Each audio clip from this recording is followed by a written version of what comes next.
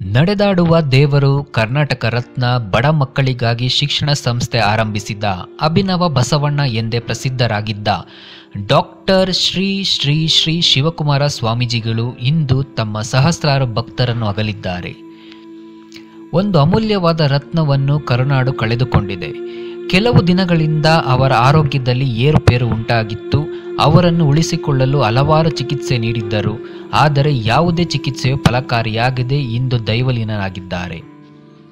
ಅವರ ಭಕ್ತಾದಿಗಳು ಯಾವುದೇ ಗೊಂದಲ ಮಾಡಿಕೊಳ್ಳದೆ ಶ್ರೀಗಳ ಅಂತಿಮ ದರ್ಶನ ಪಡೆದು ಅವರ ಆತ್ಮಕ್ಕೆ ಶಾಂತಿ ಕೋರಬೇಕೆಂದು ಎ ಟು ಝೆಡ್ ಸುದ್ದಿವಾಹಿನಿ ವತಿಯಿಂದ ಕಳಕಳಿಯ ಮನವಿ.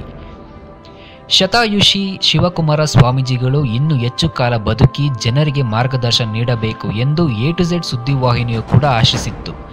ಆದರೆ ದೇವರ ಆಟ ಬಲ್ಲವರ್ಯಾರು? ಎ ಟು ಝೆಡ್ ಸುದ್ದಿವಾಹಿನಿಯ ಮೂಲ ಮಂತ್ರ ನೇರವಾದ ಪ್ರಶ್ನೆ, ವಕ್ರತೆ ಇಲ್ಲದ ಸುದ್ದಿ. ಎ ಟು ಝೆಡ್ ಎಂದಿಗೂ ಸತ್ಯದ ಪರ. ಯಾವುದೇ ಸುಳ್ಳು ಸುದ್ದಿಯನ್ನು ಎ ಟು ಝೆಡ್ ಪ್ರಸಾರ ಮಾಡುವುದಿಲ್ಲ. ಆದ್ದರಿಂದ ಶ್ರೀಗಳು ದೈವಲೀನರಾಗಿದ್ದು ಸುದ್ದಿಯನ್ನು ಎ ಟು ಝೆಡ್ ಸುದ್ದಿವಾಹಿನಿಯು ಮೊದಲು ಪ್ರಸಾರ ಮಾಡಿತ್ತು. ಅದಕ್ಕೆ ಕೆಲ ವೀಕ್ಷಕರು ಕೆಟ್ಟ ಪದ ಬಳಕೆ ಮಾಡಿ ಕಾಮೆಂಟ್ ಮಾಡಿದ್ದರು.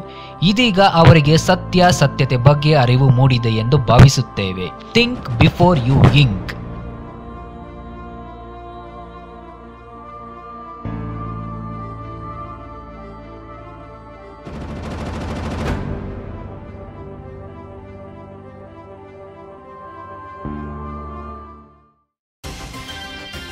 ಇನ್ನು ನೀವು ಎ ಟು ಝೆಡ್ ಚಾನಲ್ಗೆ ಸಬ್ಸ್ಕ್ರೈಬ್ ಆಗದೇ ಇದ್ದರೆ ಈ ಕೂಡಲೇ ಸಬ್ಸ್ಕ್ರೈಬ್ ಬಟನ್ ಅನ್ನು ಕ್ಲಿಕ್ ಮಾಡಿ ಹಾಗೂ ದಿನನಿತ್ಯ ಅಪ್ಡೇಟ್ಗಳಿಗಾಗಿ ಬೆಲ್ ಐಕಾನ್ ಅನ್ನು ಪ್ರೆಸ್ ಮಾಡಿ.